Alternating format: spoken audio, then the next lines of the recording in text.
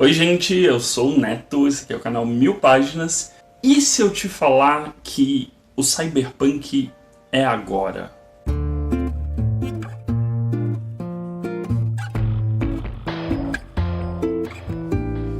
Bom, então antes de começar os recadinhos de sempre aqui do canal, não esquece de deixar seu like, seu comentário, se inscrever. E eu estou numa fase gostando de ler coisas cyberpunk. Já vem desde o final de 2024, as duas obras que eu vou falar hoje, eu fiz a leitura em 2024. Neste momento que estou gravando o vídeo, eu estou lendo Neuromancer, do William Gibson, que é, praticamente considerado um dos pais aí do cyberpunk.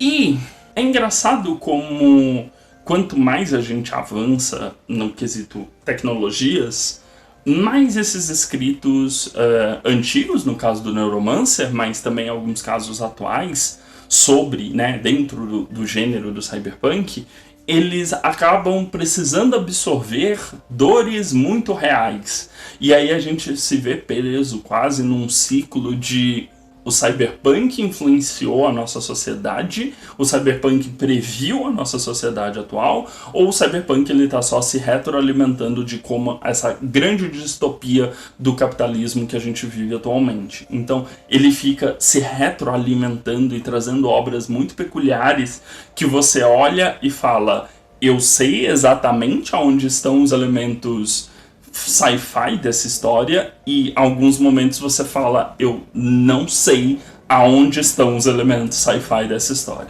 Tô fazendo todo esse preâmbulo porque eu quero começar conversando sobre contrapeso do escritore Juna, pois ninguém sabe se é uma escritora, um escritor, uma pessoa não binária, não sabe as feições dele, não sabe absolutamente nada sobre esse autor, muito por uma questão de... É quase como se ele próprio fosse uma coisa meio cyberpunk, ninguém sabe absolutamente nada dessa pessoa. Então é muito interessante como isso acaba se conversando com a primeira obra dele que a gente tem aqui no Brasil. Em contrapeso, a gente tem uma história focada muito no cyberpunk corporativo. O que eu quero dizer com isso? A gente está num momento deste mundo em que a tecnologia já está bastante avançada, a gente está literalmente naquele momento de high technology, low life, e a gente tem pela primeira vez a construção de um elevador que leva diretamente ao espaço. A gente avançou o suficiente para conseguir ter isso. Só que isso está nas mãos de apenas uma grande corporação do mal, porque todas as grandes corporações mundiais são maléficas, então está apenas na mão de uma única grande corporação. E como se não bastasse tudo isso, ela meio que tomou a ilha de Patusan, construiu esse elevador lá, e isso trouxe uma série de consequências para essa ilha, Então, os moradores realmente daquela região foram segregados para regiões mais afastadas, mudou a geografia local, muita da fauna e da flora locais foram perdidos, os preços exorbitantes, uma elite que não é daquela ilha tendo que morar lá por causa dos seus empregos nesse elevador espacial específico. E o mais importante desse livro aqui, ele é um cyberpunk corporativo, mas ele é uma grande trama de investigação, onde nós temos que o presidente dessa antiga corporação já faleceu, porém, alguma coisa estranha está acontecendo por baixo dos panos. A gente vai acompanhar um protagonista que trabalha meio que no setor de segurança dessa empresa. Eu vou me poupar aqui a vergonha de falar os nomes em coreano, é uma deficiência que eu preciso melhorar para este ano. Mas a gente tem aí esse protagonista que está meio que investigando o que aconteceu com o presidente mesmo, e principalmente qual é o futuro da empresa. Era um presidente que mantinha muito a sua posição devido a articulações de poder baseado em manipulação e baseado principalmente em saber os segredos das pessoas. Especificamente, esse protagonista deve muito ao presidente por conta disso. E estamos no momento em que as pessoas meio que estão buscando a possibilidade de viver para sempre. Aparentemente, esse presidente conseguiu colocar uma centelha do cérebro dele, um proto-cérebro dele, um pedaço da sua personalidade em um outro funcionário.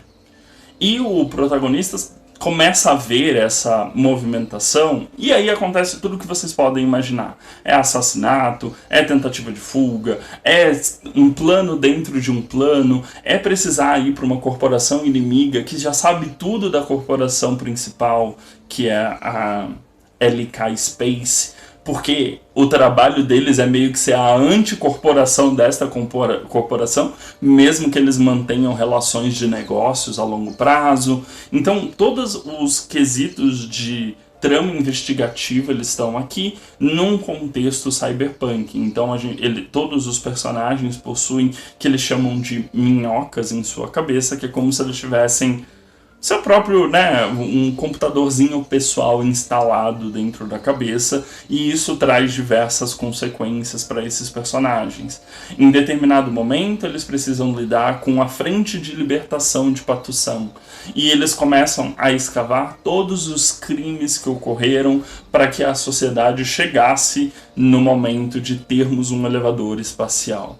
É um livro bem difícil de ler, apesar dele ter só 164 páginas, ele tem uma densidade muito grande e o autor ele não facilita a nossa vida, né? Duna não facilita em nada a nossa vida e não vai explicar na minúcia de um capítulo para o outro, ele vai mudar o cenário e também não vai te explicar os saltos temporais que às vezes são dados. Você tem que estar muito acompanhando a vibe do livro e também tem que estar ali muito atento na fala dos personagens, eles te darem algum tipo de pontuação temporal, de local, com quem eles estão falando e etc. É até um livro que em algum momento da minha vida eu pretendo reler.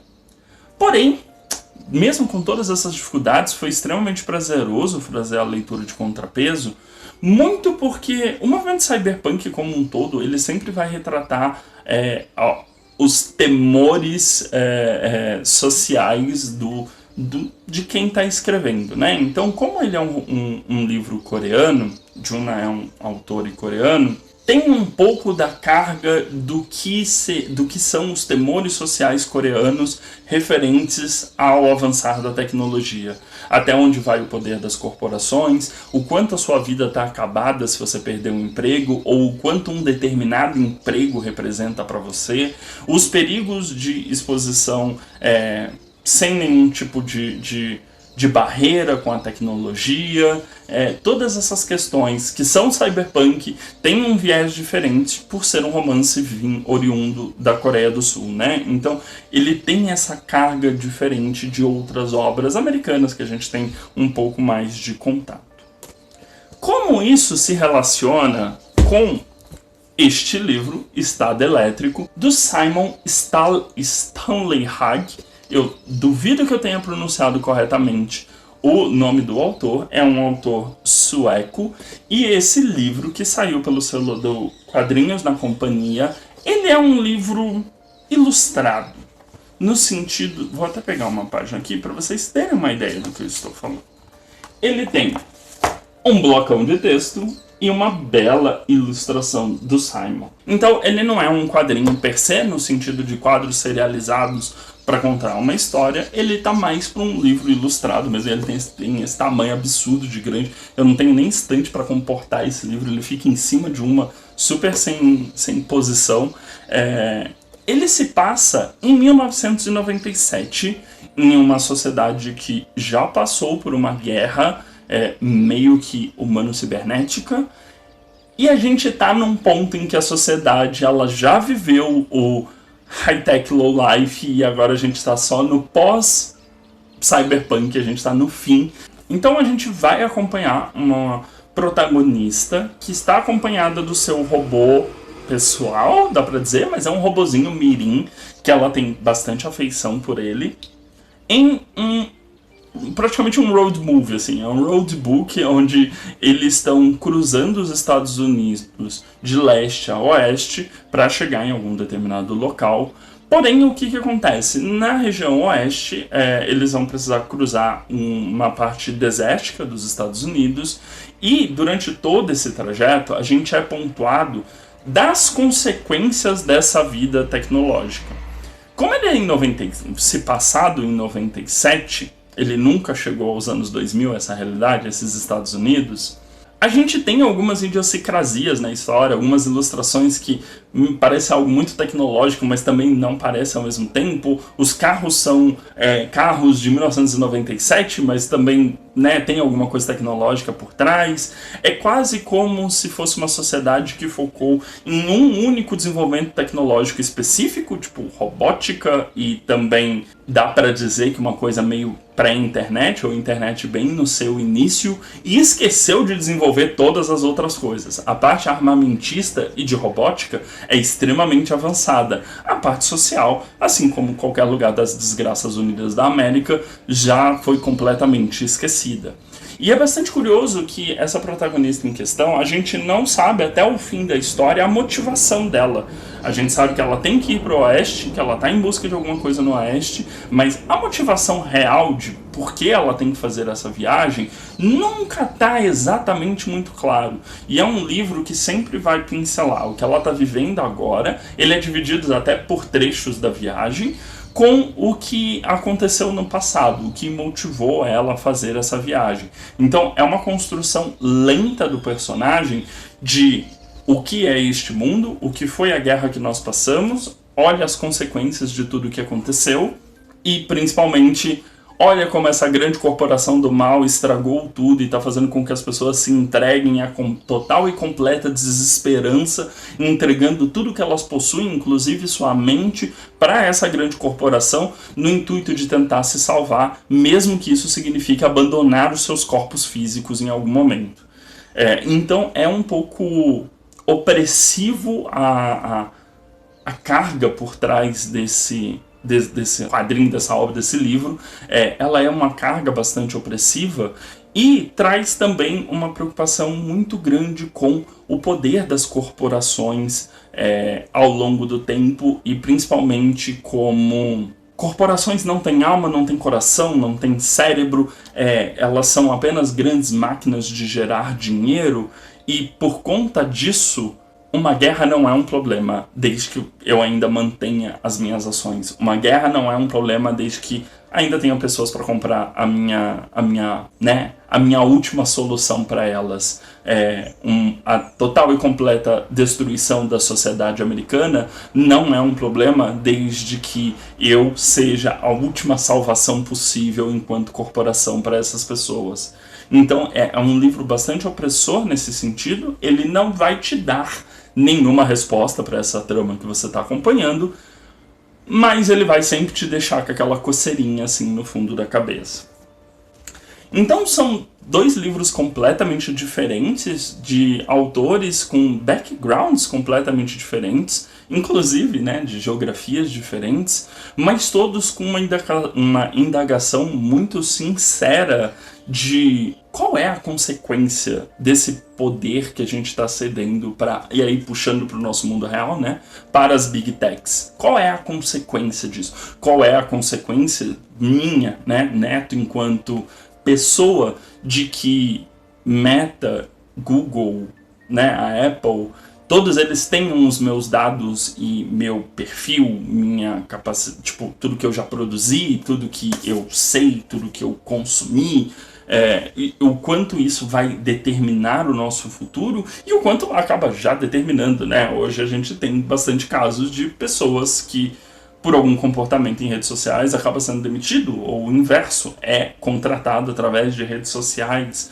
ou não importa o quão grande seja algum escândalo, a pessoa vai se sair bem no final, porque tem o dinheiro por trás para se sair bem.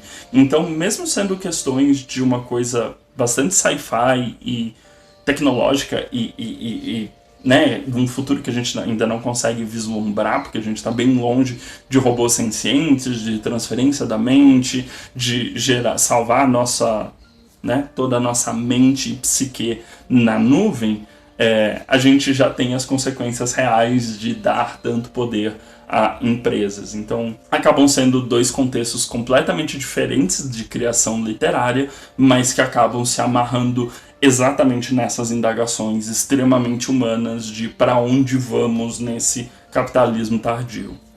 Acho que são leituras muito proveitosas para quem gosta do gênero, para quem principalmente gosta de fazer essas indagações, mesmo que, né, dá para dizer que é até um pouco hipócrita eu estar fazendo essas indagações exatamente numa plataforma gigantesca como o Google, que provavelmente é a empresa mais próxima de fazer alguma dessas sandices de tentar salvar nosso cérebro na nuvem. Mas se você tem apreço pela estrutura de um livro cyberpunk, os dois são bem interessantes. Que nem eu falei, Contrapeso é um pouco mais complexo e difícil, ele requer uma atenção na leitura muito maior, e Estado Elétrico acaba sendo um livro um pouco mais tranquilo, até porque a gente tem o auxílio e o estímulo visual para seguir na leitura, mas nenhum dos dois vai te dar as respostas finais. Se você gosta daquele romance extremamente amarradinho, fechadinho, com o desfecho do personagem escrito um fim, nenhum desses dois livros vai atender isso para você. Com relação às informações, Contrapeso saiu agora em 2024 pela editora Suma,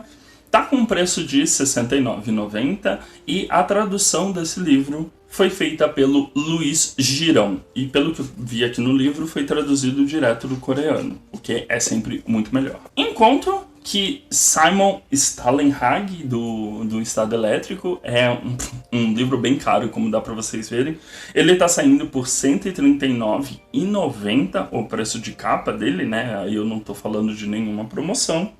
Saiu pelo selo Quadrinhos na Companhia, são 144 páginas, ele foi lançado em 2022 e ele tem tradução do Daniel Galera. Uma coisa interessante sobre Estado Elétrico é que vai sair... vocês me desculpem, não sei se é um filme ou se é uma série da Netflix.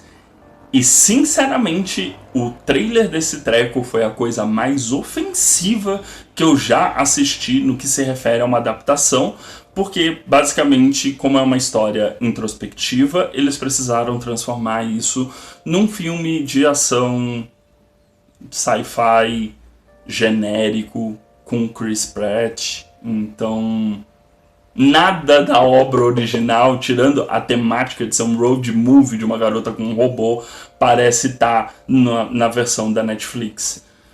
Eu saí extremamente desesperançoso dessa produção. Eu acho que vai ser horroroso, principalmente para mim que li o material original. E na verdade é engraçado porque acaba até reforçando a temática de ambos os livros, de que é uma corporação pegando um material e subvertendo ele para transformar na coisa genérica e comercial que ela precisa para se manter viva, né, dona Netflix? Mas é isso, eu aproveitei para falar de duas obras ao mesmo tempo, não é um formato que eu estou muito acostumado a falar de dois livros juntos assim, mas acho que fazia sentido de coesão temática. Espero que vocês tenham gostado. A gente se vê no próximo vídeo, então não esquece de dar uma olhada no vídeo recomendado aqui do meu lado direito e se inscrever na bolinha do meu lado esquerdo para continuar me acompanhando aqui no canal. Um beijo grande, tchau, tchau.